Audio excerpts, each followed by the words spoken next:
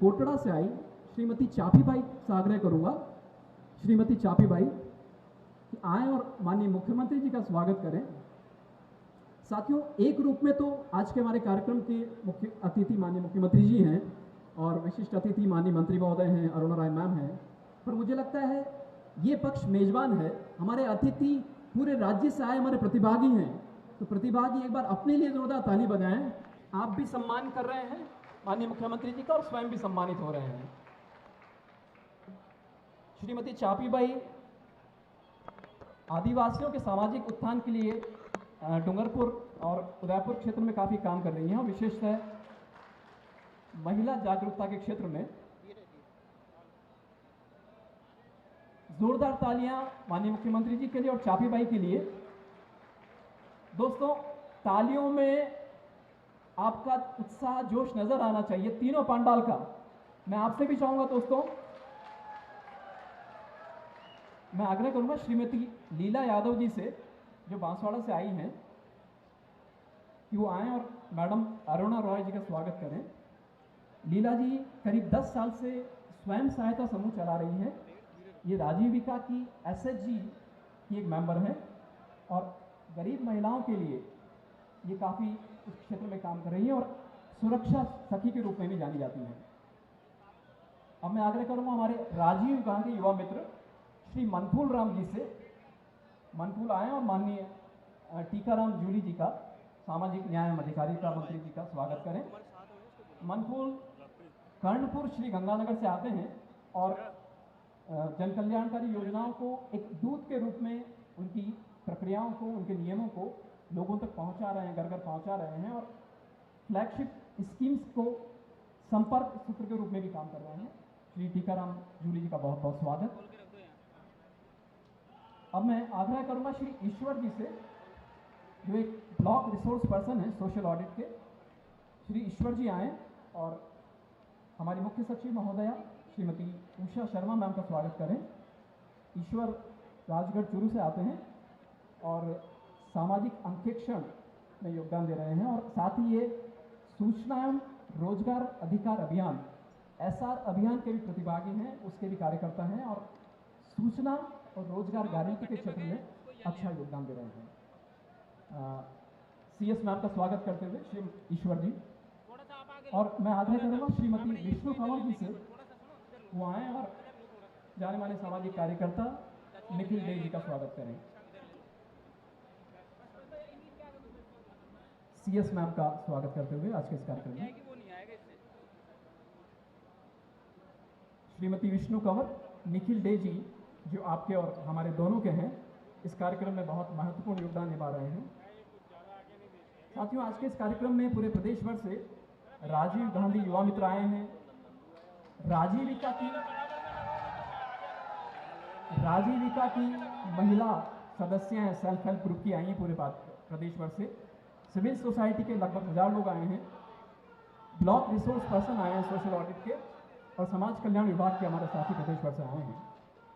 कार्यक्रम को आगे बढ़ाते हुए मैं माननीय मुख्य सचिव मैडम से आग्रह करूंगा कि कृपया पधारें और अपना उद्बोधन हमें प्रदान करें और स्वागत भाषण भी प्रदान कराएं।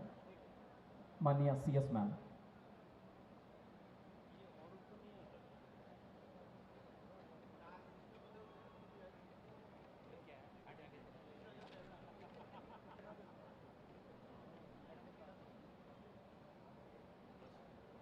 मुख्यमंत्री महोदय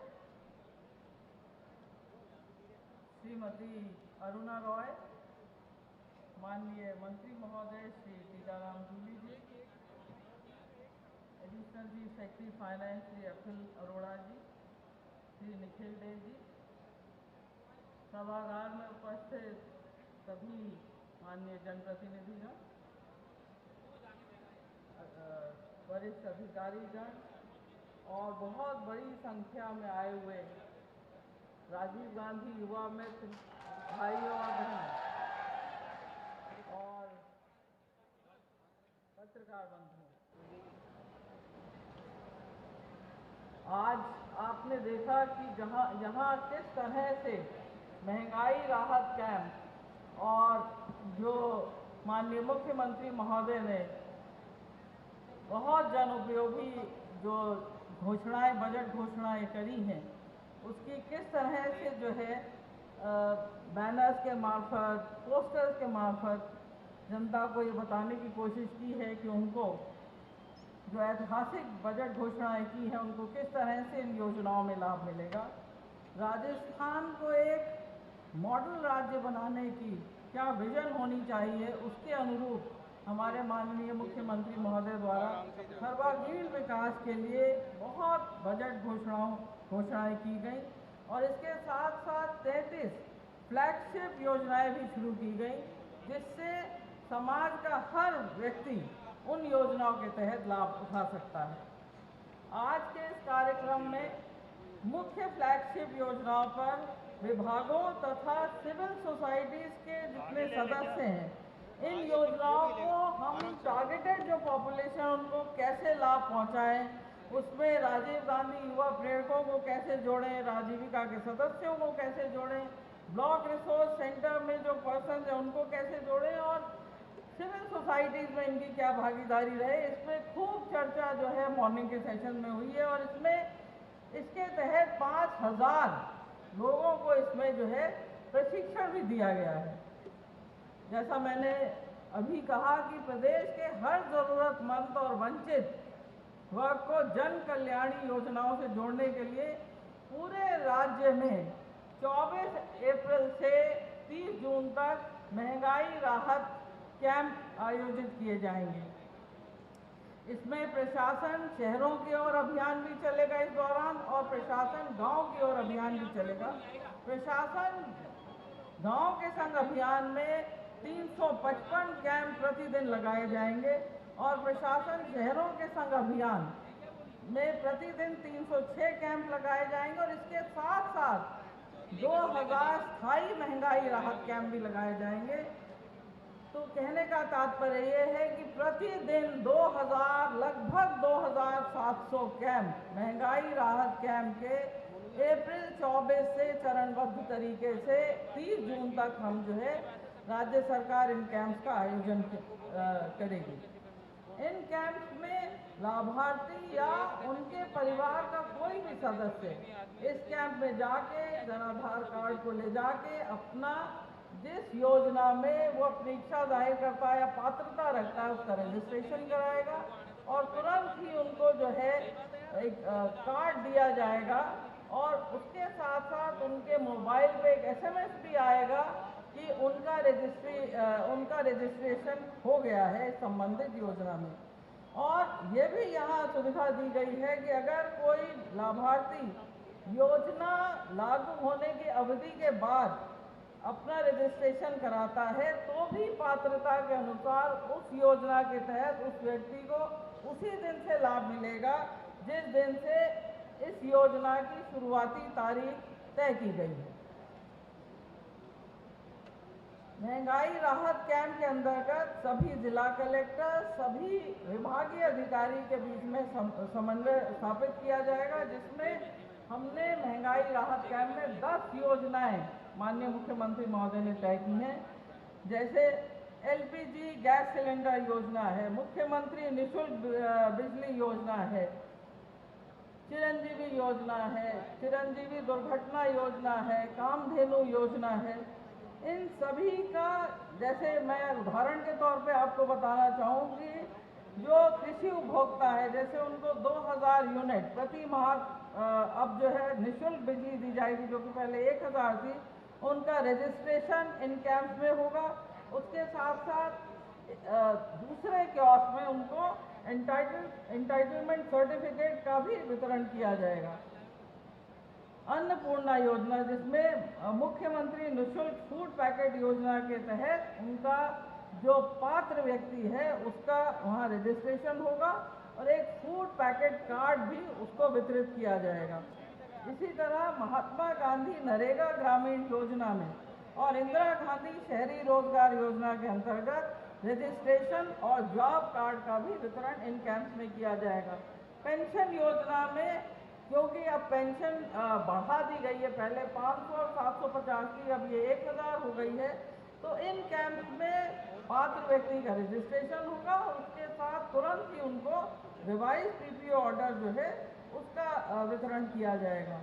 जैसा मैंने पूर्व में बताया, मुख्यमंत्री चिरंजीवी स्वास्थ्य योजना जो पहले 10 लाख प्रति परिवार हुआ करती थी, जो अब बढ़ा के बजट घोषणा में 25 लाख कर दी गई है। इसी तरह चिरंजीवी दुर्घटना बीमा योजना जो पहले 5 लाख थी, अब बढ़ा के 10 लाख कर दी गई है।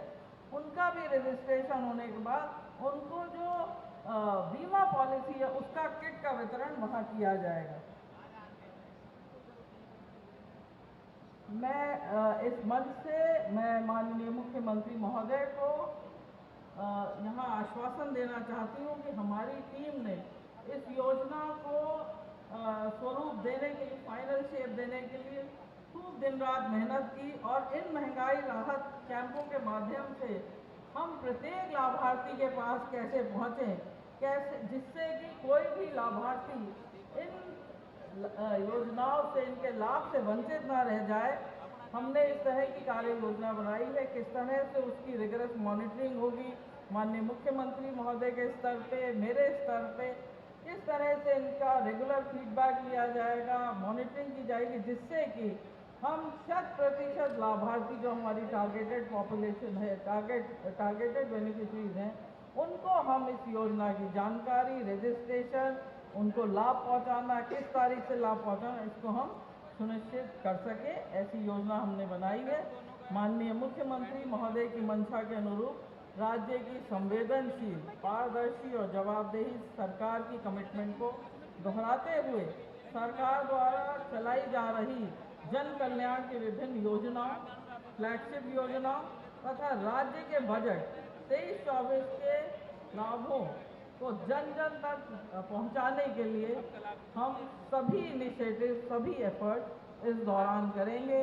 राजस्थान का बजट यूथ ओरिएंटेड है, महिला ओरिएंटेड है और हर उस वर्ग के लिए लाभ देने के लिए कमिटेड है जिनको इसकी ज़रूरत है। जैसे कि बहुत अच्छी एक टैगलाइन बनाई है कि जनता का बजट जनता को समर्पित, जनता का पैसा जनता को समर्पित।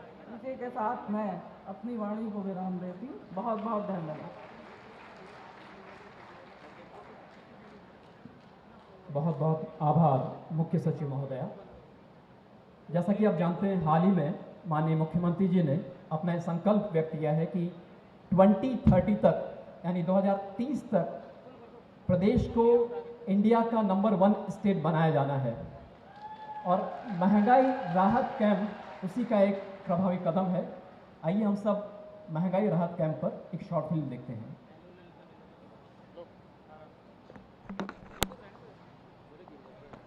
कि खुद को खोजने का सबसे अच्छा तरीका है खुद को दूसरों की सेवा में खो दो।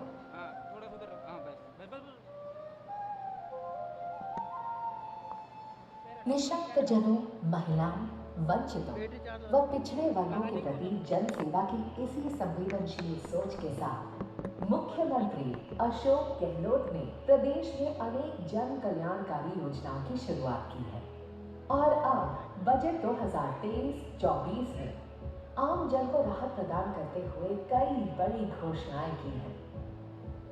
देश की सबसे बड़ी मुख्यमंत्री चिरंजीवी स्वास्थ्य बीमा योजना में हर परिवार को अब 10 लाख रुपए से बढ़ाकर 25 लाख रुपए के कैशलेस इलाज का लाभ मिलेगा।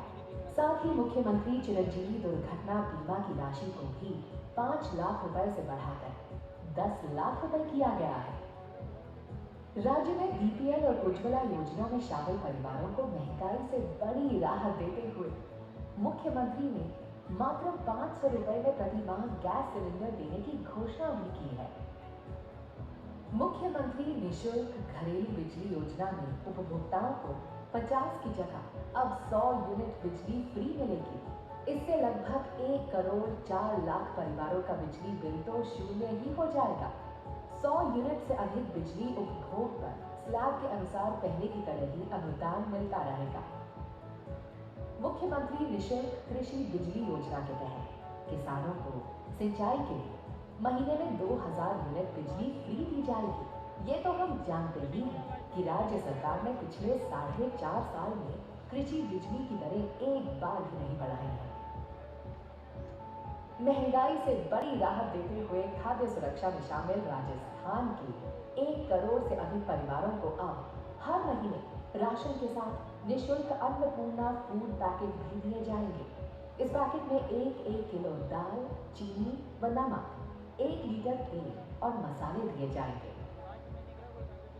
महात्मा गांधी ग्रामीण रोजगार गारंटी योजना में जो लोग 100 दिन का रोजगार पूरा कर लेंगे, उन्हें मुख्यमंत्री ग्रामीण रोजगार गारंटी योजना के तहत राज्य सरकार द्वारा 25 दिन का अतिरिक्त रोजगार दिया जाएगा।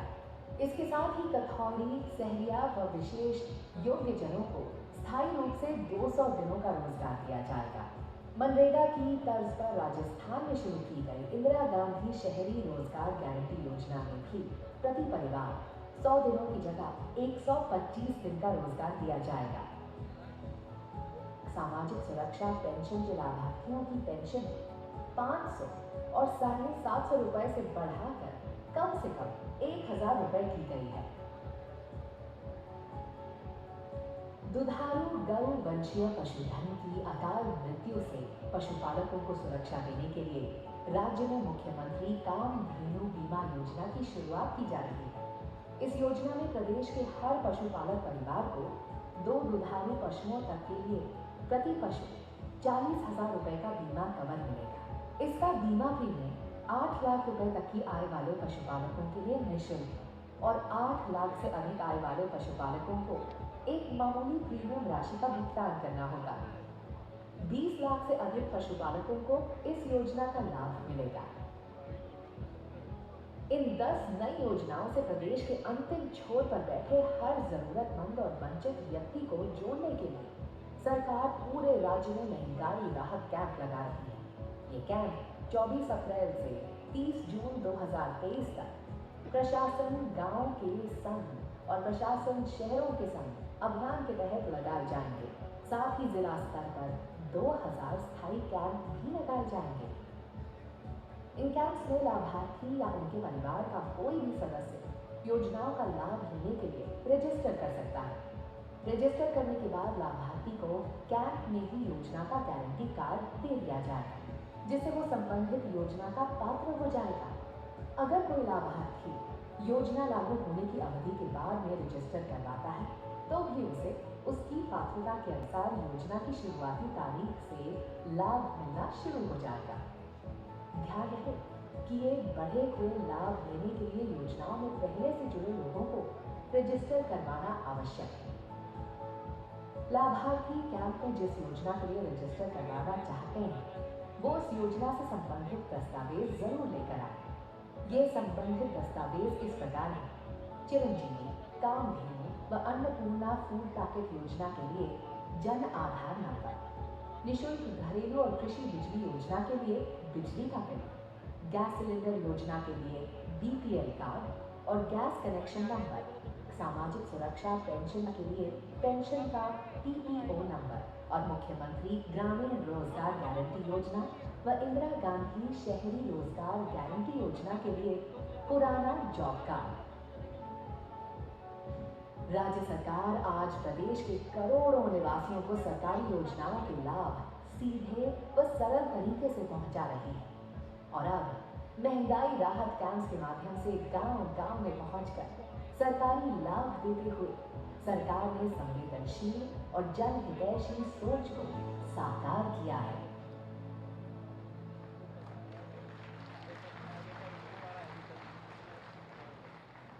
साथियों,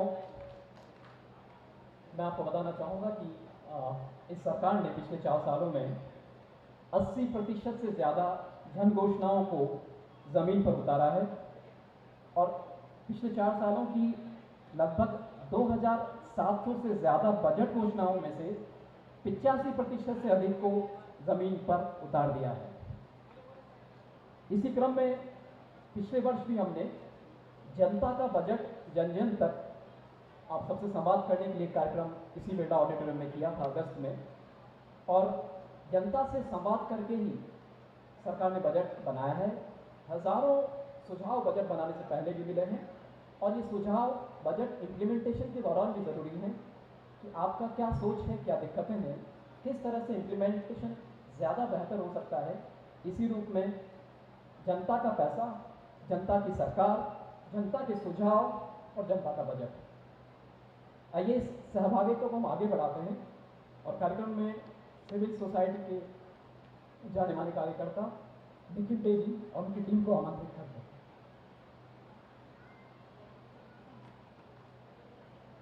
माननीय मुख्यमंत्री महोदय, माननीय मुख्य सचिव महोदय, अरुणा जी, माननीय मंत्री महोदय टीकाराम जी, अखिल अरोड़ा जी, बहुत सारे अधिकारी और हमारे सारे जो सिविल सोसाइटी और सरकार में भी जो इन चीज़ों को आगे उतारने वाले मित्रों, मेरा काम आज ये है कि इस अद्भुत किस्म के बजट को जमीन पे उतारने के लिए एक अद्भुत जो एक आयोजन हुआ है, उसका मुख्यमंत्री महोदय आपके सामने थोड़ी सी बात रखना चाह रहे हैं, लेकिन देश के सामने बात रखना चाह रहे हैं।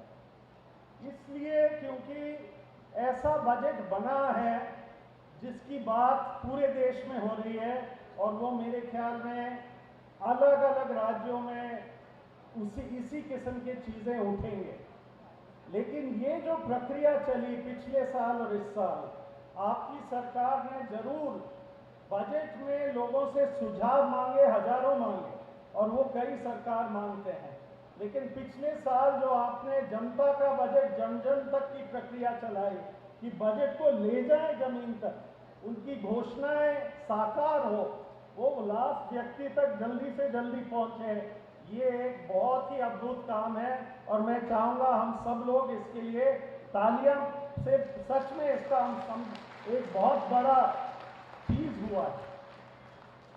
पिछले साल हमने 2000 लोगों को अलग अलग वर्कशॉप्स में बांट के हमने बात की कि इन चीज़ों को कैसे जमीन पे उतारें। इस साल 5000 लोगों का एक साथ हुआ है और 5000 लोगों का वर्कशॉप एक साथ होना।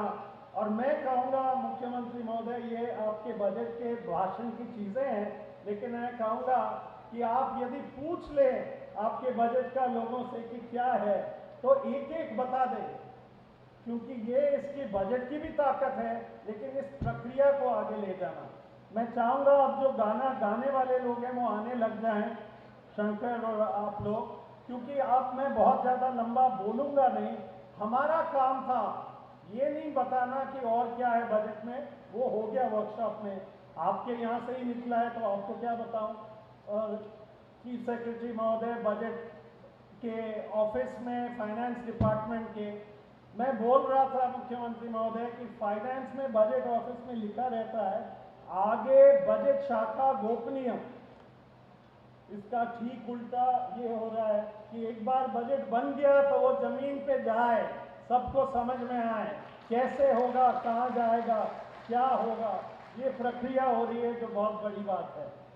हम लोगों का काम था कि जिन चीज़ों को जल्दी से जल्दी कैसे उतारे, हम सरकार के साथ हाथ से हाथ मिलाएं, जहां हमारी ही मांगे यदि आगे होकर साकार हो रही है, इससे बढ़िया क्या काम हो सकता है, और कैसे वो मैसेज ले जाए। तो आपके सामने गीत से, शंकर जी को आप जानते हैं, लेकिन उनके साथ एक गीत के माध्यम से छोटा सा गीत का प्रस्तुतिकरण और कैसे इसको आगे ले गए हम आपके सामने पेश करना चाहेंगे। बजट में पर गीत बने, पिछले साल नारे भी बने, ये सेटअप करते हैं उस समय तक हम कहें जनता का पैसा, मजा तो नहीं आया भाई, और वहां भी है उस साइड जनता का पैसा, तो ये बात पहुंचे एक एक घर में, जनता के पैसे का ही बजट बना है, जनता को पहुंचे तो चाहते हैं।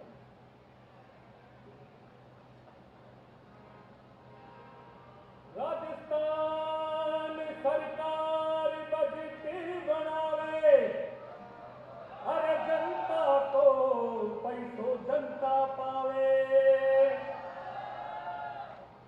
बचत राहत बढ़त लाभ दिलावे, अरे जनता को हक जनता पावे। चिरंजीवी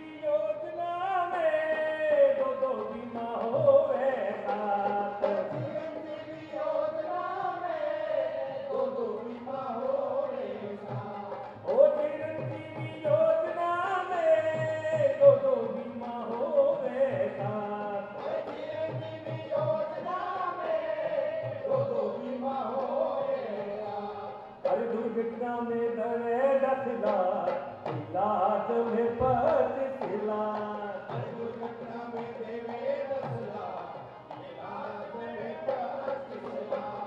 हर दुख दुख जीवो ये चिरंजीवी योजना, ये दुख दुख जीवो ये चिरंजीवी योजना, हर दुख दुख जीवो ये चिरंजीवी योजना, ये दुख दुख जीवो ये चिरंजीवी योजना। अरे स्वास्थ्य को मिलो अधिकार, जनता को पैसो जनता ने, स्वास्थ्य को मिलो अधिकार, जनता को पैसो जनता ने, जनता को पैसो जनता ने, जनता को पैसो जनता ने, जनता को पैसो जनता ने, जनता को पैसो जनता ने। ओ राजस्थान को बजट अपार, जनता को पैसो जनता ने, ओ राजस्थान को बजट अपार, जनता को पैसो जनता ने।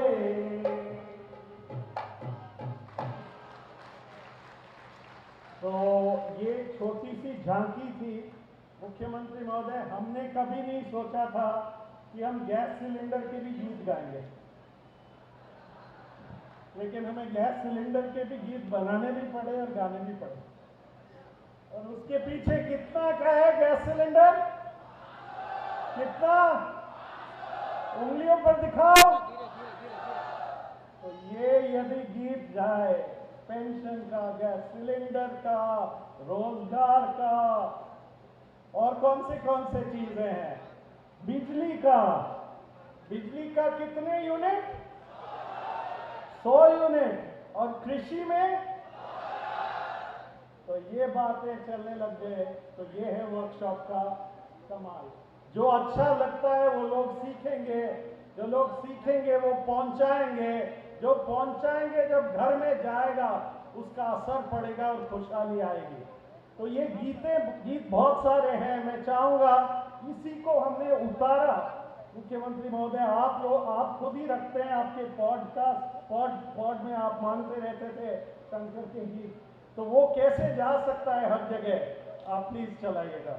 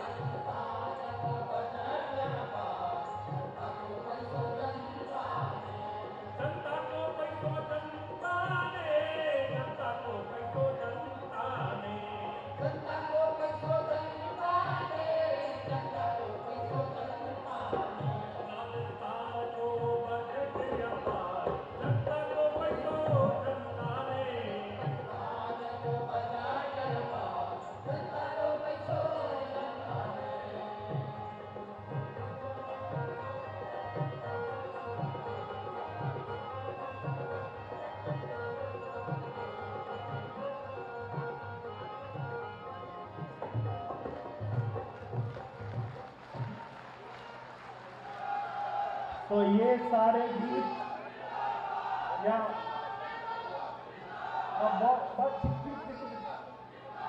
गहलोत साहब बोले, उसके बाद आप जरूर करना। सुन लीजिएगा, आपकी ही बात हो रही है कुछ तो ये दिन भर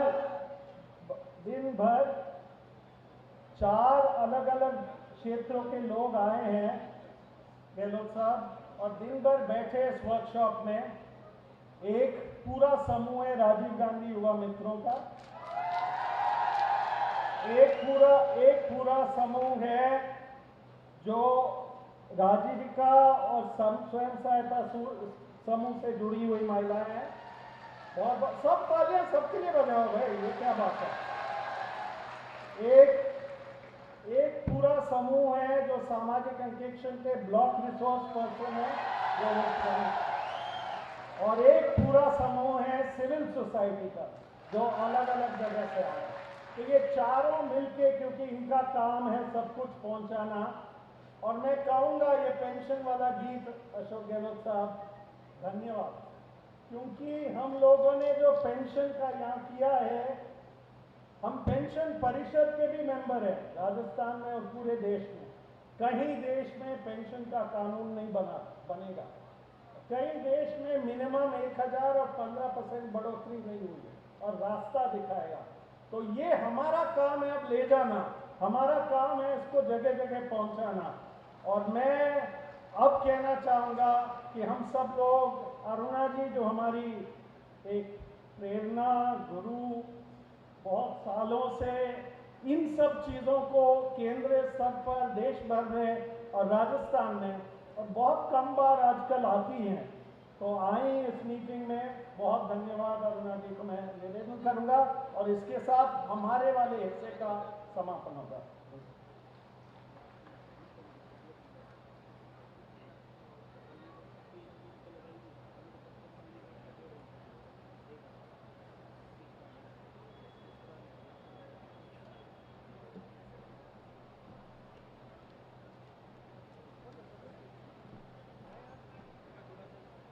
माननीय मुख्यमंत्री महोदय, मुख्य सचिव, मंत्रीगण और मंच पे बैठे हुए सभी प्रबुद्धगण, गांव-गांव से आए हुए मेरे सारे दोस्त जो अलग-अलग क्षेत्रों से आए हैं, आप सबका मेरा नमस्ते और सलाम। आज बाबा साहब का जन्मदिन है, और इससे और पुण्य दिन नहीं हो सकता है इस काम का शुरुआत करने के लिए। तो मैं बाबा साहब को सलाम दुआ करते हुए मैं कहना चाहती हूँ, संविधान नहीं होता तो हम नहीं होते, संविधान नहीं होता तो हमारा काम नहीं होता, संविधान नहीं होता तो आज की मीटिंग ही नहीं होती। तो इसलिए हम लोग आज बाबा साहब को याद करते हैं कि उन्होंने देश के लिए बहुत बड़ा एक जबरदस्त नींव और एक इमारत बना के गए हैं। उससे मैं शुरू करती हूँ। आज हम महात्मा गांधी, अंबेडकर साहब और फूले साहब सबको याद करते हैं, क्योंकि सब लोगों ने समाज में बदलाव और आर्थिक बदलाव को साथ साथ देखे। वो आर्थिक बदलाव को बिना सामाजिक बदलाव देखे नहीं। इस वजह से इस देश में जो भयंकर अच्छे नींव डले हैं, इनके वजह से डले हैं। मैं राजस्थान सरकार को और अशोक जी गहलोत को धन्यवाद देना चाहती हूँ कि उन्होंने अभी मुख्यमंत्री का पद संभालते ही संवाद का पद्धति वापस लेके आए। आप नहीं थे उस समय, 5 साल का यहाँ मिलन और संवाद का अकाल पड़ा था। हम पूरी सरकारी नुमाइंदगी को नहीं मिल सकते थे, और मुख्यमंत्री को तो कभी नहीं मिले। ये तो सत्य है, आप रिकॉर्ड लेके देख सकते हैं कि हमें कभी मिलने के लिए कभी आवाज नहीं, आलाम नहीं। तो आज हम लोग तालियों से इसका स्वीकार करें कि हमें लगातार बार बार बुलाया गया है, हमारे विचार लिए गए, हमारे मन की बातें सुनी है, और हमारे बीच में समझौता बनाने की मेरी कोशिश हुई है। ये बहुत सराहनीय रहा है, और ये मंच नहीं होता, इस तरीके की मंशा नहीं होती तो शायद हमारा कोई काम नहीं होता। हमने बजट के पूर्व भी किया और बजट के पश्चात भी किया, और ये देखा कि बजट में क्या कमियां हैं, क्या चीजें हैं, उसको आगे कैसे बढ़ाया जा सकता है। आज एक गुजारिश आई है आपको, आपके बीच में से कहते हुए कि ये मीटिंग केवल जयपुर में नहीं होनी चाहिए, आपके हर डिविजनल हेडक्वार्टर में एक मीटिंग कराना चाहिए आपको, ताकि लोगों के बीच में ये और भी बारीकी में जाए, और भी लोग आए और भी सुने। तो इसलिए मंच हर जगह होनी चाहिए। आपको ठीक लगता है तो तालियां बजाए, तब मुख्यमंत्री जी समझेंगे। जनता का बजट जनता तक से लेकर जनता का पैसा जनता तक, और इसमें हम ये समझे तो सूचना का अधिकार केवल एक कानून में एक एप्लीकेशन लगाने वाली बात नहीं रहती है। सूचना का अधिकार वो होता है जो सरकार खुद अपने सामने सूचना रखती है, और इसलिए ये सूचना का अधिकार का जो सोच इस दस्ती से निकला, राजस्थान से निकला, वो आज बहुत सारे कदम आगे बढ़ा है।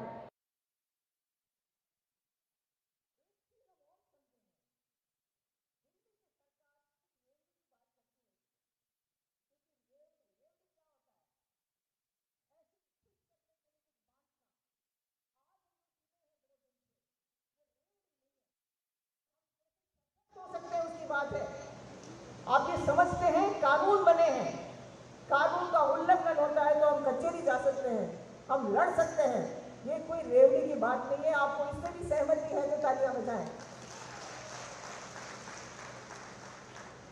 बहुत लोग बोल चुके हैं, फिर भी क्योंकि मुझे ये जुम्मा दिया है, रोजगार गारंटी, शहरी रोजगार गारंटी, स्वास्थ्य का अधिकार, मुझे लगता है वो भी शायद इस देश में सबसे पहले कानून में से एक है कि राजस्थान ने right to health law pass किया है, राइट टू हेल्थ लॉ। अब इसकी जो गंभीरता है आप समझें तो तालियां तो कितने बजाएंगे आप, क्योंकि हमारा सबसे बड़ा खर्चा स्वास्थ्य में होता है आजकल, उसमें और भी कई चीजें जुड़ गई हैं, चिरंजीवी भी जुड़ गया है। अन्नपूर्णा के जो पैकेटें बांटी जा रही हैं, जो तेल दाल मसाला जो बहुत गरीब लोग हैं उनके लिए बांटा जा रहा है, वो भी बहुत सराहनीय है।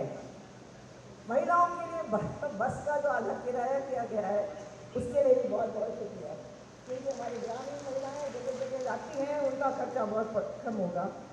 आपने गिग वर्कर्स के लिए जो किया सोशल सिक्योरिटी, वो आज भले इतने अच्छी तरह हम नहीं समझे, मगर दुनिया में सबसे पहली बार हुई है मुख्यमंत्री साहब, दुनिया में पहली बार गिग वर्कर्स लॉ पास हुआ है, इसलिए बहुत ही बड़ी चीज है।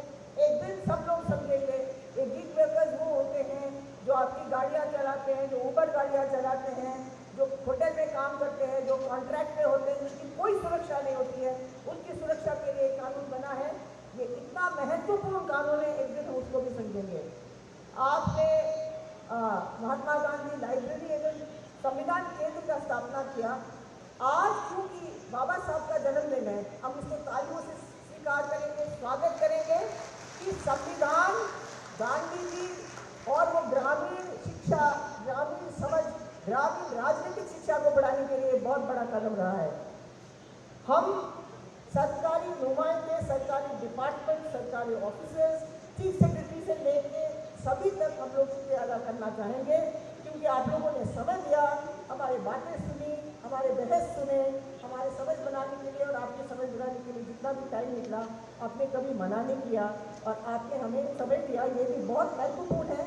और मैं एक चीज़ राजस्थान के लिए कहना चाहती हूँ कि एक ज़माने में दिल्ली सरकार भी समझती थी कि यदि सिविल सोसाइटी क्या होता है, लोग कहते हैं लोगों की बातें नहीं सुनो तो कोई कानून या कायदा या नीति ढंग से नहीं बन सकता है।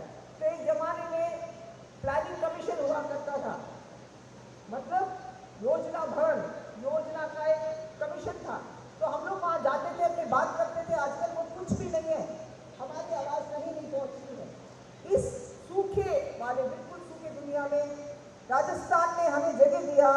आप पूरे सरकार ने, चुने हुए सरकार और परमानेंट गवर्नमेंट दोनों ने मिलकर जो हमारी सुनवाई की और जो साथ साथ हमने मिलकर किया, ये भविष्य का भारत का एक नक्शा बनाता है, जिसमें जनता को छोड़कर कुछ नहीं बन सकता और सरकार के साथ संवाद किए बिना भी कुछ नहीं बन सकता। हम दोनों मिलकर बनाएंगे तो देश आगे बढ़ेगा, नहीं तो नहीं। इसलिए इसके लिए भी तालियां बजाएं, क्योंकि बहुत महत्वपूर्ण बिंदु है ये। आप आज समझे या नहीं समझे, बहुत महत्वपूर्ण बिंदु है ये। एक ही हमारा दुख रहा है, और आप जानते हैं मैं क्या कहूँगी, कि हमारा ये जवाबदेही कानून जिसके हम लोगों ने इतनी मांग की वो पास नहीं हुआ। हम ये चाहते हैं कि आप भी समझें, सरकार के नुमाइंदे भी समझें, सरकार के भीतर जितने भी ईमानदार और अच्छे अफसर हैं वो भी समझें कि हमारी अच्छे से अच्छे स्कीम जाके खड़ा हो जाता है, नहीं होता है, लोगों तक नहीं पहुंचता है, क्योंकि कोई जवाबदेही नहीं है। इसलिए जिस राज्य ने ये नारा बुलंद करके सूचना का अधिकार का कानून बनाया, हमारा पैसा, तो ये हमारा पैसा हमारे हिसाब से सूचना के अधिकार को लेके आए हम लोग, आपके राज्य में लेके आए, यही से शुरू हुई। हम तो अभी भी कहेंगे कि आपको कहीं ना कहीं इसके लिए विशेष है और इसमें कहीं साकार करके जाएंगे तो हमारे लिए बहुत अच्छा रहेगा। उसको किए बिना मैं अपने बात को समाप्त नहीं कर सकती। और ये आपने मौका दिया हम सबको साथ आने के लिए, और अम्बेडकर जी के संविधान के तहत गांधी जी की उस आखिरी व्यक्ति को हम कहीं नजर से नहीं खोए, उसके लिए मैं आपको बहुत शुक्रिया अदा करना चाहती हूँ। क्योंकि आजकल सरकार बड़े बड़े उद्योगपतियों को देखती है, बड़े बड़े पैसों को देखती है, वो एयरपोर्ट बनवाती है, वो पार्लियामेंट हाउस बनवाती है, वो नए नए इमारतें खड़ा करती है, मगर उस आपके आदमी की तरफ कोई नजर नहीं है, उस व्यक्ति की तरफ कोई नजर नहीं है। आपने उसका आकर्षण किया, उसके लिए बहुत बहुत शुक्रिया। मैं अंत में यही कहना चाहती हूँ कि हम उम्मीद करते हैं कि हम कुछ अम्बेडकर साहब के कहावत जो उनकी कहावत थे उनको भी हम याद करें। उन्होंने कहा कि वे इतिहास नहीं बना सकते जो इतिहास को भूल जाते हैं। आपने हमारे इतिहास को पुनः जगाया है। हम अम्बेडकर गांधी सबको आज याद किए हैं, ये बहुत महत्वपूर्ण है। और न्याय हमेशा समानता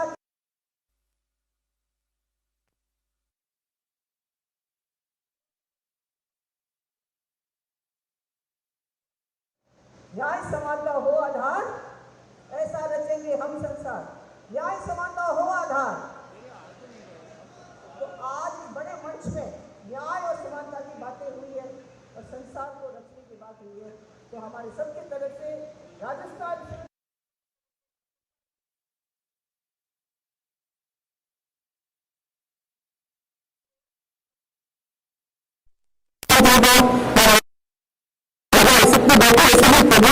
सबको बहुत बहुत शुक्रिया। शुक्रिया अरुणा राय मैम। अब मैं बहुत आदर से श्री टीकाराम जूली जी, सामाजिक न्याय एवं अधिकारिता मंत्री जी को आग्रह करूंगा, कृपया आएं। बाबा साहब अम्बेडकर जी की जयंती के अवसर पर और उन्हीं की परिकल्पना को जनता के सामने उतारने वाले प्रदेश के यशस्वी मुख्यमंत्री आदरणीय अशोक जी गहलोत साहब, मंच पर मौजूद हमारी सीएस मैडम उषा शर्मा जी, देश की जनता को उनके अधिकारों की लड़ाई लड़कर उनके अधिकार दिलाने वाली मैडम अरुणा रॉय जी, निखिल देव जी, अखिल अरोड़ा जी, यहाँ मौजूद सभी जनप्रतिनिधिगण, सभी अधिकारीगण, सभी यहाँ उपस्थित भाई और बहनों, पत्रकार बंधु, सर्वप्रथम बाबा साहब की जयंती के अवसर पर उनको नमन करता हूँ। और आज का जो दिन आदरणीय मुख्यमंत्री जी ने रखा है कि जो बजट है, जो स्कीम है, वो जनता तक पहुंचे, ये बाबा साहब के जन्मदिन से अच्छा कोई अवसर हो नहीं सकता था मुख्यमंत्री जी। और हकीकत ये है, मैं भी बैठे बैठे यही सोच रहा था, अरुणा मैडम ने कहा वो बात सही है कि जो दिल्ली की सरकार है वो बात करती है एयरपोर्ट की, जो दिल्ली की सरकार है वो बात करती है बड़े उद्योगपतियों की, जो दिल्ली की सरकार है बात करती है बड़े बड़े हाईवेज की, लेकिन जो राजस्थान की सरकार है वो बात करती है गरीब को शाम को खाना मिलेगा कि नहीं मिलेगा इस चीज की। कोई भी स्कीम भारत सरकार की, माननीय मुख्यमंत्री जी, कोई भी स्कीम भारत सरकार की ऐसी नहीं है जो बाबा साहब अम्बेडकर के विचारों से प्रेरित हो, बाबा साहब के बनाए हुए संविधान की जो आत्मा जो कहती है उससे प्रेरित हो। बाबा साहब का संविधान कहता है कि हम सब लोगों को साथ लेके चलना है, पिछड़ों को आगे लेके आना है, जो समाज की जो दूरियां लगातार बढ़ती जा रही है उसको मिटाना है, आपस में प्यार प्रेम और भाईचारा स्थापित करना है। लेकिन कुछ सांप्रदायिक ताकतें आज देश के अंदर इस प्रकार का काम कर रही है कि हमें जाति और धर्म के नाम पे लड़ा के इस देश को कमजोर करने का काम किया जा रहा है, इस देश के संविधान को कमजोर करने का काम किया जा रहा है। और इस देश की जो सबसे बड़ी ताकत है वो इस देश का संविधान है, वो इस देश की आत्मा इस संविधान में बसती है। और कांग्रेस पार्टी ने इस संविधान को अपने खून से सींचा है। महात्मा गांधी जी शहीद हो गए, इंदिरा गांधी जी शहीद होगी, राजीव गांधी जी शहीद हो गए इस देश के संविधान के लिए, इस देश को एकजुट रखने के लिए, इस देश को मजबूत रखने के लिए। पर आज जिस प्रकार की स्थिति देश के अंदर बन रही है उससे साथियों हम सब लोगों को लड़ने की जरूरत है।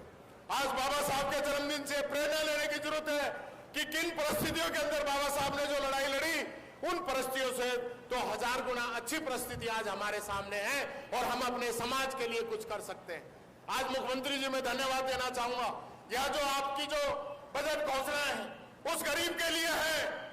हो सकता है वो अमीर आदमी जो 2000 रुपए की प्लेट होटल के अंदर खाता है और आधा खाना जूठा छोड़ देता है, उसको उस रोटी की कीमत नहीं पता होगी। उस रोटी की कीमत उस व्यक्ति को पता है जिसको आपका अनाज मिलता है, जिसको आपकी पेंशन मिलती है और उससे वो अपने बच्चे को रात को खाना खिला के सुलाते हैं। ये इस रोटी की कीमत उसको पता है, इस काम की कीमत उसको पता है, इस पेंशन की कीमत उसको पता है। साथियों आप लोगों को मैं बताना चाहूंगा, जो पेंशन आज 1000 रुपए मिलती है उस 1000 रुपए पेंशन में 980 रुपए अशोक गहलोत जी देते हैं और 20 रुपए मात्र भारत सरकार देती है, मात्र 20 रुपए भारत सरकार देती है। आज 94 लाख लोगों को पेंशन के द्वारा मदद की जा रही है और कानून बना दिया 1000 रुपए से कम पेंशन नहीं मिलेगी, हर साल 15% पेंशन बढ़ के मिलेगी। ऐसा मुखिया, ऐसा यशस्वी मुख्यमंत्री अशोक जी गहलोत साहब, जिन्होंने राइट टू हेल्थ दिया इस राजस्थान की जनता के लिए। देश ही नहीं पूरी दुनिया के अंदर, पूरे एशिया के अंदर राजस्थान पहला राज्य बना है जिसने राइट टू हेल्थ लागू किया है आप लोगों के लिए, सिर्फ इस प्रदेश की जनता के लिए, कि कोई भी व्यक्ति बिना पैसे के इलाज के अभाव में दम नहीं तोड़ दे। क्योंकि गहलोत साहब कहते हैं हर जान की अपनी कीमत होती है। मैं ज्यादा समय नहीं लेते हुए यही कहना चाहूंगा, आज जितने भी साथी यहाँ पे आए हैं, जिन लोगों ने एक एक बजट की जानकारी की है, वो गांव के अंदर, ढाणी के अंदर, झोपड़ी के अंदर उस व्यक्ति की मदद कराएं। हो सकता है उसकी 1000 रुपए पेंशन बनने से उसकी 10 साल उम्र बढ़ जाएगी। हो सकता है गेहूं के उसका नाम जुड़ने से उसके बच्चे को समय पर भोजन मिल जाएगा। हो सकता है महात्मा गांधी स्कूल में आपके नाम लिखाने से कोई बच्चा अपने स्कूल का टॉपर बन के इस देश का नाम रोशन करेगा। और हो सकता है कोई किसान अपने कनेक्शन के अंदर 2000 रुपए की छूट पाकर आपके मुंह का जो निवाला जिस गेहूं से बन रहा है वो गेहूं पैदा करके वो किसान दे देगा। आप जिस दूध की बात करते हैं, आज लंपी में हजारों गाय मर गई, किसी ने नहीं सोचा, मुख्यमंत्री जी आपने सोचा उन गायों के लिए 40-40 हजार रुपए 2 गायों के उस परिवार को दे रहे हैं। उसकी गाय का दूध हमारे बच्चों का दूध बन रहा है। हमें उनको सहारा देना चाहिए, हमें उनको प्रोत्साहन करना चाहिए। मुख्यमंत्री जी आप गरीब के लिए, आप किसान के लिए, आप युवाओं के लिए, आप एजुकेशन के लिए, आप महिलाओं के लिए, आप व्यापारियों के लिए कोई ऐसा वर्ग नहीं है राजस्थान के अंदर जिसकी आपने मदद नहीं की हो। बच्चा जन्म लेता है तब से लेकर व्यक्ति मृत्यु के अपने अंतिम सोपान तक जाता है, जीवन का कोई ऐसा सोपान नहीं जहां अशोक गहलोत जी उसके साथ खड़े नहीं हो। ऐसा मुख्यमंत्री इस प्रदेश को मिला है, ये इस प्रदेश के भाग्य हैं। मैं तो बॉर्डर का आदमी हूं, हरियाणा के लोग तारीफ करते हैं कि ऐसा मुख्यमंत्री हो नहीं सकता। पुरानी पेंशन, आरजीएसएस, कितनी ऐसी स्कीमें हैं जो राजस्थान मॉडल बना है। और मुख्यमंत्री जी आपने जो कहा है वो साबित होगा। भारत सरकार को भी पुरानी पेंशन लागू करनी पड़ेगी, भारत सरकार को भी सामाजिक सुरक्षा कानून बनाना पड़ेगा, भारत सरकार को भी राइट टू हेल्थ कानून बनाना पड़ेगा, भारत सरकार को भी किसानों की मदद करनी पड़ेगी। यही कहता हुआ मैं अपनी वाणी को विराम देता हूं। बहुत बहुत धन्यवाद। जय हिंद, जय भीम, जय भारत। बहुत बहुत शुक्रिया माननीय मंत्री महोदय। अब वक्त है अंबेडकर जयंती के दिन राज्य स्तरीय अंबेडकर पुरस्कार वितरण का। मैं आग्रह करूंगा अंबेडकर सामाजिक सेवा पुरस्कार के लिए मानव सेवा ट्रस्ट के साथी हमारे श्री नाथूलाल वर्मा जी आए और माननीय मुख्यमंत्री महोदय और अतिथियों से राज्य स्तरीय अंबेडकर सामाजिक सेवा पुरस्कार प्राप्त करें। इसमें 1 लाख रुपए की नकद राशि, प्रशस्ति पत्र और स्मृति चिन्ह दिया जाता है। अगले पुरस्कार अंबेडकर महिला कल्याण पुरस्कार के लिए मैं श्रीमती सुनीता छाबड़ा जी को आमंत्रित करूंगा। ये सांगानेर जयपुर से आती हैं और महिला कल्याण के क्षेत्र में इन्होंने विशेष कार्य किया है। अंबेडकर महिला कल्याण पुरस्कार।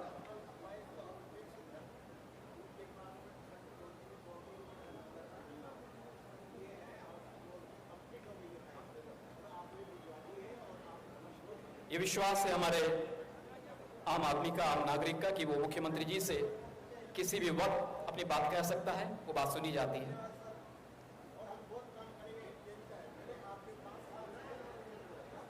ये जज्बा है कि हमें अपना काम करना है, सरकार से हमारी क्या मांगे हैं वो रखनी है और अधिकतम फायदा लेना है योजनाओं का। श्रीमती सुनीता छाबड़ा जी, मैं आग्रह करूंगा एडवोकेट श्री हरिलाल बैरवा जी से अंबेडकर न्याय पुरस्कार के लिए आए। एडवोकेट हरिलाल बैरवा जी, 51,000 रुपए प्रशस्ति पत्र इन्हें प्रदान किया जाता है। इसके बाद मैं आग्रह करूंगा अंबेडकर शिक्षा पुरस्कार 2023 के लिए पूरे प्रदेश में अपनी श्रेणी में प्रथम रहने वाले बच्चों को ही दिया जा रहा है। इन बच्चों के लिए जोरदार तालियां आपसे बजाएं।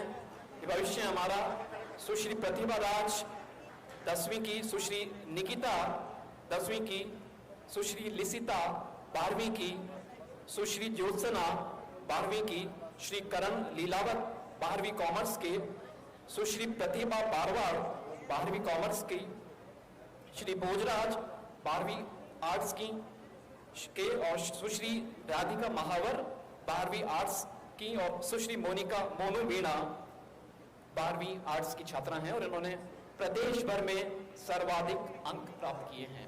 एक बार जोरदार तालियां इन बच्चों के लिए। बहुत बहुत बधाई सभी पुरस्कार विजेताओं को।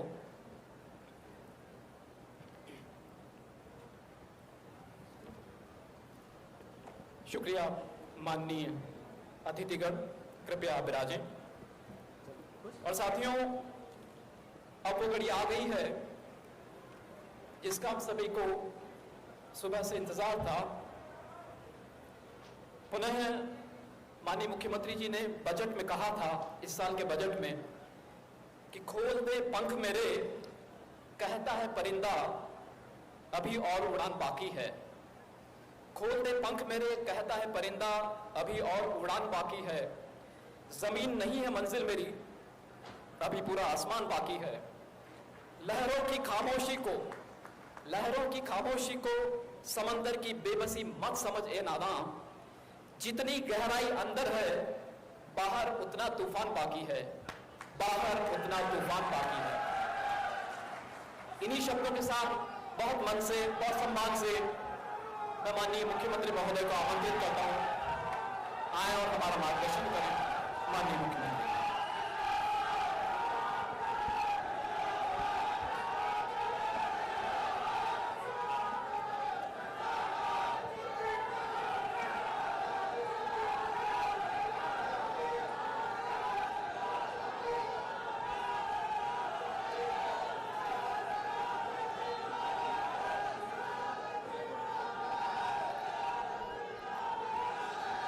बैठिए बैठिए आप बैठो, प्लीज प्लीज प्लीज प्लीज बैठ गए। हमारे यहाँ उपस्थित हमारे मंत्री साथी टीकाराम जोली साहब, खिलाड़ी वर्मा जी, रफीक खान साहब, अमीन खान जी, मेयर साहिबा, मुनीष गुजर जी, अर्चना शर्मा जी, गंगा बहन जी, और हमारे परम आदरणीय श्रीमती अरुणा राय जी, अखिल अरोड़ा जी, निखिल देव जी, उषा शर्मा जी हमारी चीफ सेक्रेटरी साहब बैठे हुए, तमाम जनप्रतिनिधिगण, अधिकारीगण, राजीव गांधी युवा मित्रों के दोस्तों, राजनीतिका के तमाम हमारे साथी और अंकेशन काम देख रहे तमाम साथी, जो भी लोग बैठे हुए, ये प्रोग्राम लिस्ट से हटके हैं और मुझे खुशी है कि आज जो दिन चुना गया डॉक्टर अम्बेडकर साहब की जयंती के अवसर पर, डॉक्टर अम्बेडकर के बारे में आपने सुना है, पढ़ा है, जो समानता की भावना संविधान में जो रखी गई उसके अपने मायने थे। वो जमाना था जब मुल्क आज़ाद हुआ, किस प्रकार से त्याग बलिदान कुर्बानी हुई महात्मा गांधी के सानिध्य में, लंबा इतिहास है। संविधान बना अम्बेडकर साहब के सानिध्य में। संविधान के आधार पर ही आज देश और दुनिया के अंदर इस देश का नाम है, मान है, सम्मान है, क्योंकि लोकतंत्र कायम है। लोकतंत्र कायम है, ये बहुत बड़ी बात है। पाकिस्तान हमारे साथ आज़ाद हुआ था, बार बार सैनिकों का शासन, बंदूकों में राज हुआ वहाँ पर। 75 साल के बावजूद भी यहाँ पर सरकारें बदली है, परंतु लोकतंत्र कायम रहा। आज जो माहौल देख रहे हैं देश के अंदर, उससे थोड़ी चिंता है, थोड़ी नहीं ज़्यादा चिंता है। पूरे देश के बुद्धिजीवी, साहित्यकार, एक्टिविस्ट, सिविल सोसाइटी, लेखक, पत्रकार और आम जनता वो चिंता में कि किसी को नहीं मालूम देश किस दिशा में जा रहा है, किस दिशा में जाएगा। ऐसे वक्त के अंदर हम अपना काम कर रहे हैं, वो अलग बात है। बजट पेश किया है, एक से बढ़ के एक स्कीम दी आपको, आप सब बहुत ही प्रभावित है उससे, पूरा प्रदेश प्रभावित है। लागू करने के लिए आपने आज वर्कशॉप रखा। मैं निखिल डे को, अरुणा जी को, तमाम साथियों को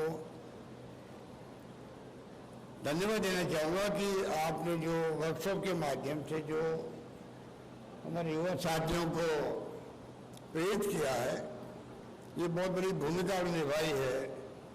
हम चाहते हैं हमारी एक एक योजना जो है उसी रूप में इम्प्लीमेंट हो, जिस रूप में जिसकी हमारी मंशा रही है। उनकी योजना भी जो मर्म क्या है वो समझ करके हम इम्प्लीमेंट करें। और जब हम कहते हैं कि महंगाई राहत के हम लड़ाई जाएंगे 2 महीने तक, तो आप सबकी बहुत बड़ी भूमिका होगी उसके अंदर, इसमें कोई दो राय नहीं। और मैं उम्मीद करता हूँ कि ये जनसेवा हमारा कर्तव्य होना चाहिए, हमारे भाव होना चाहिए। डॉक्टर अम्बेडकर ने सपना ये देखा था किस प्रकार शिक्षा हो, संघर्ष हो, लोग आगे बढ़े। वो भावना हम सब में होनी चाहिए। और जो गांधी जी ने भी कहा था, अगर राजनीति में किसी को आना है, किसी क्षेत्र में जाना है, आजाद जिंदगी का जो है वो बचपन से ही रचनात्मक काम होना चाहिए। सिविल सोसाइटी काम कर रही है, ये भी रचनात्मक काम है, एक्टिविस्ट की तरह काम कर रही है। और मैं हमेशा सिविल सोसाइटी के एनजीओ को सपोर्ट करता हूँ जब कभी मुझे अवसर मिलता है। और मेरा मानना है कि नई हर सरकारों को सपोर्ट करना चाहिए देश के अंदर। आज तो एक्टिविस्ट की भूमिका, सिविल सोसाइटी भूमिका और ज़्यादा बढ़ जाती है जब हम देखते हैं कि देश में तनाव है, हिंसा का माहौल है और विश्वास का माहौल है, ज़्यादा चिंता होती है। क्योंकि लोकतंत्र में और हमारे संविधान में और हमारी सोच में हिंसा का स्थान नहीं होना चाहिए। आज चिंता लगी हुई किस प्रकार संविधान की धज्जियां उड़ रही है, लोकतंत्र खुद खतरे में है ऐसा महसूस होता है। ये चिंता हम सबको होनी चाहिए। राजस्थान में आप निश्चिंत रहें, आपने मुझे 1 बार नहीं, 2 बार नहीं, 3 बार मुख्यमंत्री बनाया, इस बात का एहसास मुझे है। इस बात का एहसास मुझे है। और मैं कई बार कहता हूं,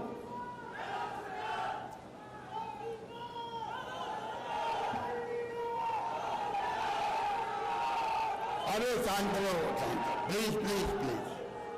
कई बार मैं कहता हूं जातिवाद की बात हो रही है, धर्म के नाम पे राजनीति की बात हो रही है। और जब मैं देखता हूँ अपनी तरफ, तो मैं कई बार मीटिंगों में कहता हूँ कि मेरी जाति का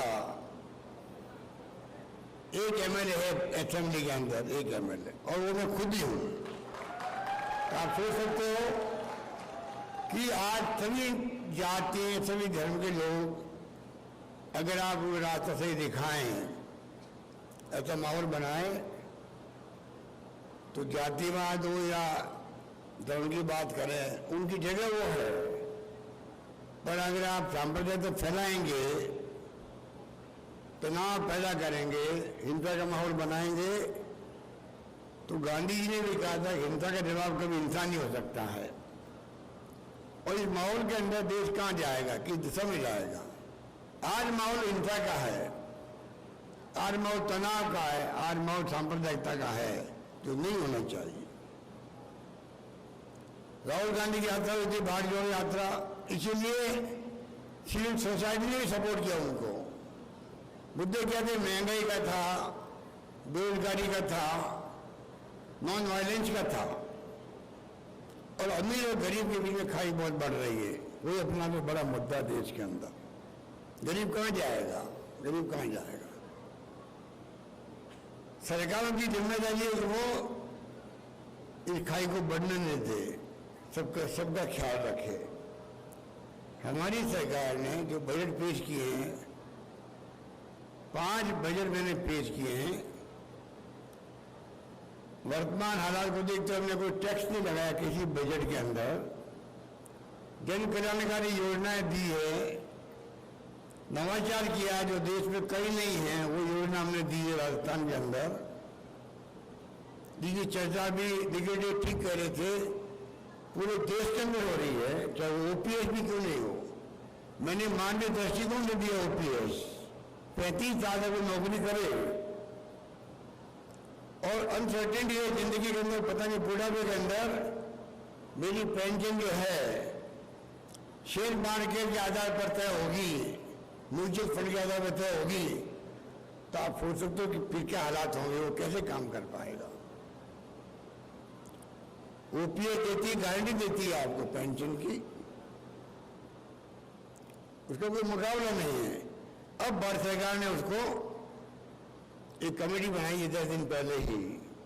ये कमेटी पहले बन सकती थी, जब तो आपने हमारे सुझाव को स्वीकार नहीं किया। मैंने प्रधानमंत्री मोदी जी को खुद को कहा, आप इसको एग्जाम ही करवाइए एक बार। हमने सोच समझ के लागू की राजस्थान के अंदर। मेरा मानना है कि धीरे धीरे हमारी तमाम योजनाओं को, चाहे वो ओपीएस हो, चाहे राइट टू हेल्थ हो, चाहे मैंने एक और मांग की प्रधानमंत्री जी से, मैं आपसे शेयर करना चाहता हूं, सोशल सिक्योरिटी की। हम 21st सेंचुरी में पहुंच गए हैं, मोबाइल फोन, इंटरनेट की सेवाएं, कंप्यूटर आ गए, जो राजीव गांधी का सपना था, सब कुछ हो गए हैं। विश्व गुरु बनने की बात हम कर रहे हैं, तो कम से कम आप हर परिवार को, दुनिया के मुल्कों के अंदर भी जो नीडी परिवार है उसको कम से कम वीकली पैसा मिलता है, मंथली पैसा मिलता है, जिंदा रहने के लिए, परिवार चलाने के लिए। हम 1 करोड़ लोगों को पेंशन दे रहे हैं राजस्थान के अंदर। मिनिमम 1000 रुपये कर दिया अभी मैंने, सब लोग बहुत खुश हैं। 15 दिन बढ़ोतरी होगी, ये हमने फैसला किया है, बड़ा फैसला है। इससे मैं कुछ संतुष्ट नहीं हूं। ये तो ठीक है, क्योंकि हालात देश में ऐसे हैं, कोई आगे बढ़ नहीं रहा है, इसलिए लोग खुश होते हैं कि चलो हमें 1000 रुपये पेंशन मिल रही है, 1500 मिल रही पेंशन। मैं चाहता हूं कि वास्तव में एक मजदूर भी होता है, एक बड़ी बिल्डिंग बनती है तो खाली मशीन नहीं बनती है, मजदूर से बनती है। मजदूर जब बूढ़ा हो जाता है, सही साथ देता नहीं, तो वो फिर घर बैठना पड़ता उसको। हो सकता है परिवार के बेटे पोते भी नहीं हो, इस प्रकार से परिवार चला सके। उसको ही कॉन्फिडेंस होना चाहिए कि मैंने मजदूरी की है देश के निर्माण के अंदर, मुझे बुढ़ापे के अंदर कम से कम परिवार चलाने के लिए सरकार मेरा साथ देगी। चाहे उसको पेंशन कह दीजिए, चाहे उसको ऑनलाइन कह दीजिए, कुछ भी कह दीजिए, पर उस परिवार को पैसा मिलना चाहिए। मैंने प्रधानमंत्री जी से रिक्वेस्ट करी है कि डॉक्टर मनमोहन सिंह जी, सोनिया गांधी जी ने अपने जमाने में अधिकार आधारित युग की शुरुआत करी। आरटीआई तो ये अरुणा जी बैठी हुई है, मेरी अरुणा जी से तो पहचान ही सूचना के अधिकार को लेके ही हुई है, मैं तो उनको जानता ही नहीं था। इन्होंने निखिल देव ने, इनके साथियों ने अभियान चलाया, मैंने 4 लाइन पढ़ी अखबार के अंदर, सूचना का अधिकार आम जनता को मिलना चाहिए। और मेरे दिमाग में बैठ गई बात, सटीक बात है। मैं खुद इनसे मिला धरने के अंदर, इनको मैंने वादा किया हमारी सरकार आएगी तो हम लागू करेंगे। मैं उस वक्त पीसीसी का प्रेसिडेंट था और अरुणा जी के लिए लगता मुझे 8 महीने बाद में खुद को मुख्यमंत्री बनना पड़ गया। और मैंने शुरुआत करी सूचना का अधिकार की। पहले मैंने प्रसाद सिंह आदेश थे, अरुणा जी ने विरोध किया उसका, फिर हमने बनाया जैसा करें एक्ट बनाया। बाद में वाजपेयी गवर्नमेंट आई, उन्होंने कुछ ट्राई किया।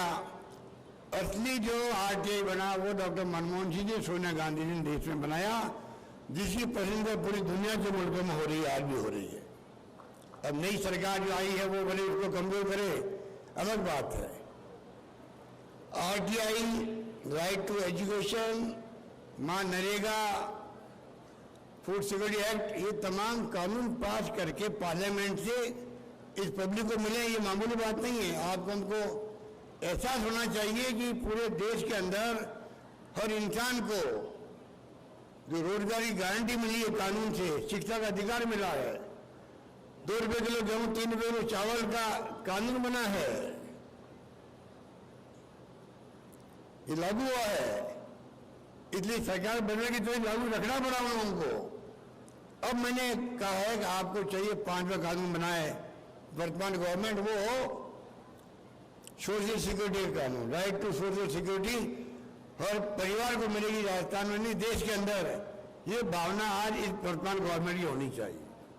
और मुझे उम्मीद है कि हमारे सिविल सोसाइटी के लोग बैठे हुए हैं, जब मुद्दा हाथ में ले लेगी अरुणा जी और निखिल डे, पूरे देश में मैसेज आएगा तो कभी न कभी भारत सरकार को राइट टू सोशल सिक्योरिटी देनी पड़ेगी, ये मेरा मानना है। और मैं भी छोड़ने वाला नहीं हूं, जहां मेरा बस चलेगा मैं लगातार दबाव बनाता रहूंगा भारत सरकार पर। इस प्रकार से मैं चाहूंगा कि जो आज की आपकी जो वर्कशॉप हुई है इसके अपने मायने हैं। इसलिए को मैं वापस रिपीट नहीं करूंगा, क्यों आपको बता दी गई है। हर स्कीम के अंदर उसका मर्म समझ निकाल सकता है, चाहे वो लाइब्रेरी, संविधान केंद्र की बात भी क्यों नहीं हो, क्यों किया जा रहा है समझ सकते हैं आप लोग। हम चाहते हैं कि राजस्थान की नौजवान पीढ़ी, राजस्थान के छात्र, राजस्थान के युवा, उन तक आप बात पहुंचाओगे। ह्यूमन रिसोर्स हमारे यहाँ का शानदार बने। हमने 500 लोगों को विदेश भेजने का तय किया राजस्थान गवर्नमेंट की तरफ से, पढ़ाने के लिए, आने जाने का खर्चा, रहने का खर्चा, फीस 2-3 कैटेगरी बनाई है हम लोगों ने। इसलिए ये बच्चे जो राजस्थान के आज जाएंगे, छात्र जो उनके साधन उनके पास नहीं है जाने के लिए अमीरों की तरह, वो भी जा पाएंगे। जमाना आएगा कि हमारे राजस्थान के बच्चे जो है अमेरिका, इंग्लैंड में पढ़ के आएंगे, दुनिया के मुल्कों में ह्यूमन रिसोर्स के रूप में प्रदेश की, देश की सेवा कर पाएंगे। इस प्रकार से आने वाली पीढ़ी के लिए राजस्थान सरकार चिंता कर रही है। मैंने अभी कहा मिशन 2030 राजस्थान नंबर 1 बनना चाहिए। मैंने क्यों कहा? इसलिए कहा राजस्थान वो नहीं रहा पहले वाला। अब राजस्थान में शिक्षण संस्थाएं लगभग सब आ चुकी, जो प्रीमियर संस्थाएं होती है, IIT, IIM, IIIT, AIIMS, NIFT, FDDI विश्वविद्यालय में पहली बार CM बना था तो 6 विश्वविद्यालय राजस्थान में थे। आज 91 विश्वविद्यालय राजस्थान के अंदर है, 91 विश्वविद्यालय। पिछले 2 साल में कॉलेजेस 250 खुली राजस्थान के अंदर। मैंने अभी 5 साल के अंदर 303 कॉलेज खोले, 303 कॉलेज खोल दिए। ऊपर 130 कॉलेज तो गर्ल्स की है, और ये कह दिया जहाँ 500 लड़कियां होगी वहां पर कॉलेज खोल दिया जाएगा। शिक्षा में हमारा नेटवर्क शानदार बन गया। शहरी पंचायतों में हमने सीनियर सेकेंडरी स्कूल खोल दी, इंग्लिश स्कूल खोले, अंग्रेजी स्कूल खोले। गांव के अंदर लॉटरी खोलनी पड़ रही है, इतना क्रेज है लोगों के अंदर। बड़ी खुशी की बात की है। जमाना बदल गया है। मैं बचपन में खिलाफ था अंग्रेजी के अंदर, क्या काम आएगी अंग्रेजी हमारे। आज जमाना बदल गया है, IT का जमाना है, अंग्रेजी अंतराय की भाषा है, और उसके लिए जरूरी है कि हम अपने बच्चों को अभी से ही अवसर दें। फीस ज़्यादा है प्राइवेट स्कूल के, 50,000 1 लाख कहाँ से लाएगा वो। तो हमारी सोच बहुत दूरदृष्टि के साथ में हमने तय किए हैं सारे फैसले। लागू करवाना अपना आप में बड़ा चैलेंज होता है। एक उदाहरण मैं आपको देना चाहूंगा जिससे आप समझ जाएंगे सब क्यों किया जा रहा है। 25 साल पहले मैं जब मुख्यमंत्री बना तो मैंने एक स्कीम लागू करी, मुख्यमंत्री BPL जीवन रक्षा कोष स्वास्थ्य के लिए। उसके मायने थे, कोई लिमिट नहीं थी। बीमार होगा उसमें खाली BPL नहीं मैंने किया, अब तो पूरी पब्लिक के लिए कर दिया है, चाहे अमीर हो या गरीब हो, कोई भी हो। उसके अंदर कोई लिमिट नहीं थी, 5 लाख हो, 2 लाख हो, 10 लाख हो, 20 लाख हो, इलाज पूरा सरकार करवाएगी। सिर्फ BPL का, BPL की संख्या उससे बहुत ज्यादा थी। आपको आश्चर्य और दुख होगा, 4 साल तक हम बोलते रहे स्कीम के बारे में, पता नहीं लोगों को विश्वास नहीं हुआ या क्या हुआ, उस गरीब तक बात पहुंची नहीं। मैं चाहे 100 करोड़ रुपये खर्च करने तैयार था, और मुझे लगता है 15-20 करोड़ मुश्किल से खर्च हुए होंगे। चुनाव आता है तो मैंने पूछना शुरू किया, भाई बताओ आप लोग बैठे हो, कितने लोगों को मालूम है स्कीम के बारे में। फिर मैं हाथ खड़े करवाता, फिर हाथ में गिनता वहाँ पर, तो कहीं 50, कहीं 60, कहीं 80, कहीं 100 हाथ खड़े होते। तो मैंने कहा अगर आप 2-4 हज़ार लोग बैठे हो यहाँ पर, सबको मालूम होता है स्कीम के बारे में 4 साल पहले से ही, आप कितने गरीबों को भला कर सकते थे। वो मेरा अनुभव, कटु अनुभव है। इसलिए आज सबसे बड़ा काम जो हमने बजट पास करने के पहले ही उसे समझ लिया कि हमने सारी सेक्रेटरी को बुला लिया, पहले ही घोषणाएं जो ABC करवा लिया कैटेगरी उसकी, हम लोगों ने पूरी मीटिंग कर ली, अधिकारियों को जिम्मेदारी दे दी गई। बाद में बजट पास हुआ है, अब जल्दी मीटिंग करने वाले वापस उसकी रिव्यू मीटिंग। बस साथ में जो ये महंगाई वाला मामला है, ये स्कीम में इम्प्लीमेंट हो, गांव तक गरीब तक पहुंचे, उसकी जिम्मेदारी आपको देना मैं समझता हूं कि बहुत महत्वपूर्ण निर्णय है। उसमें सिविल सोसाइटी कोई चिंता करती समाज की, इसलिए वो आगे आती बार बार भागीदारी निभाती। इसलिए मैं उनको अपनी ओर से, आप सबकी ओर से बहुत बहुत धन्यवाद देना चाहूँगा, अरुणा जी को, निखिल डे को भी। और कहना चाहूँगा निश्चिंत रहें, हम सब मिलकर के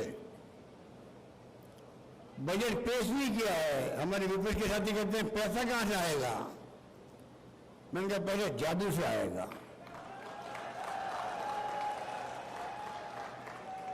आ रहा है,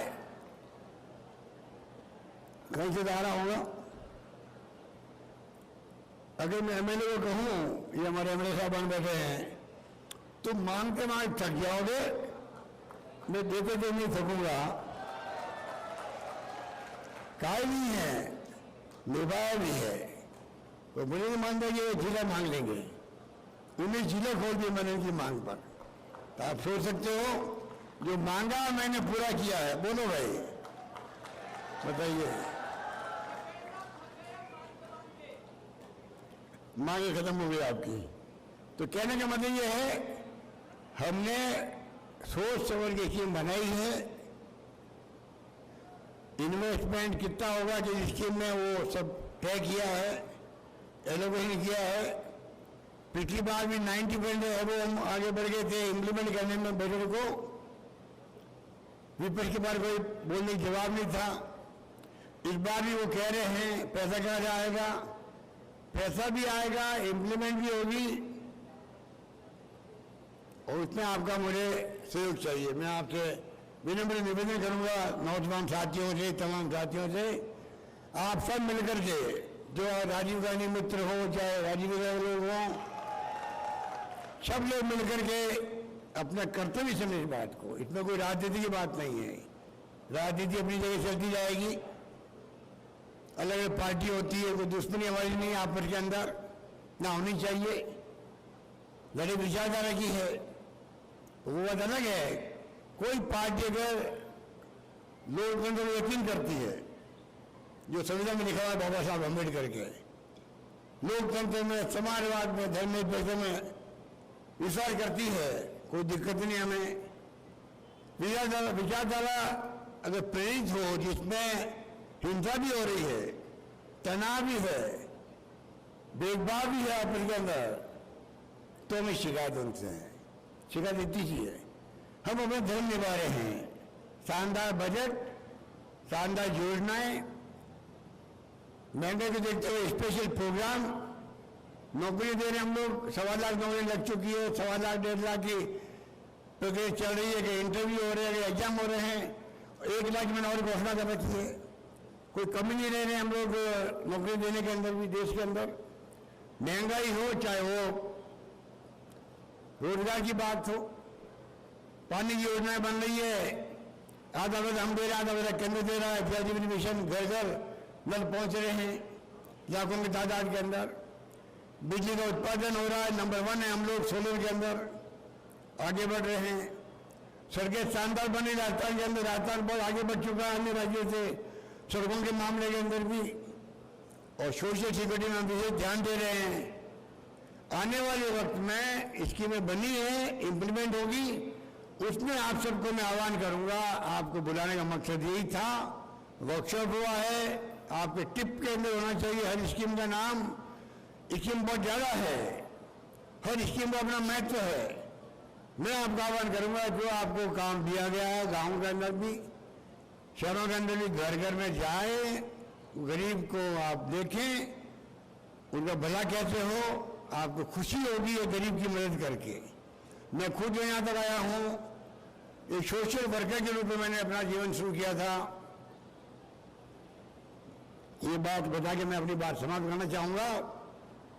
मैं गांधी पीस फाउंडेशन का वर्कर था, सिंपल। हम लोग शराब को लेके आज तो शराब मेरे राज्य में भी चल रही है, शराबबंदी नहीं कर पा रहे हम लोग मजबूरी के अंदर। शराबबंदी को लेकर पिकेटिंग हम लोग करते थे, अस्पतालों में जाते थे, कई मरीज गांव से आते थे, उनके हाथ में अटेंडेंट नहीं होते थे, काफी दिन लग जाते थे, भर्ती रहते थे वो। हम पोस्ट कार्ड ले जाते थे, लिखते थे उनके लिए, उन घरवालों को चिट्ठी लिखते थे कि आपका मरीज जो है, आपका ये ठीक हो रहा है, डॉक्टर ने ये सलाह दी है, पूरी बात लिख के पोस्ट कार्ड भेजते थे गाँव में, वो खुश हो जाता था। बांग्लादेश का युद्ध हुआ इंदिरा गांधी के जमाने के अंदर, पाकिस्तान ने 2 टुकड़े कर दिए इंदिरा गांधी ने। 1 करोड़ शरणार्थी आ गए थे हमारी सीमाओं पर बंगाल के अंदर। मैं खुद वहां पे गया, शरणार्थी शिविरों में काम किए लंबे समय तक, और वो काम ऐसे थे जिससे आपको लगता है मैं एक सोशल वर्कर भी हूँ। जिंदगी में अगर आप सेवा का काम कर लें बचपन के अंदर ही, छात्र जीवन में, युवा अवस्था में, चाहे आप किसी फील्ड में जाएंगे, उद्योगपति बने, व्यापारी बने, नौकरी करें, राजनीति में आए, तो सोशल वर्क आपके साथ हमेशा चलता है। आपके भाव कैसे बन जाते हैं, जैसे सिविल सोसाइटी वाला कमिटमेंट क्या है समाज के साथ में, इनको क्या मिलता है, वही भाव आप सबके होने चाहिए। वो भाव होंगे तो हमारी स्कीमें पूरी तरह इंप्लीमेंट होगी। यही बात कहते मैं अपनी बात समाप्त करता हूँ। धन्यवाद। जय हिंद। धन्यवाद। बहुत बहुत आभार माननीय मुख्यमंत्री महोदय। इसी के साथ आज की ये 1 दिवसीय कार्यशाला समाप्त होती है। मैं माननीय मुख्यमंत्री महोदय को स्मृति चिन्ह देने के लिए कृपया लाएं। आज के इस कार्यक्रम में आखिर में हम स्मृति चिन्ह दे रहे हैं माननीय मुख्यमंत्री महोदय को और हमारे अतिथियों को।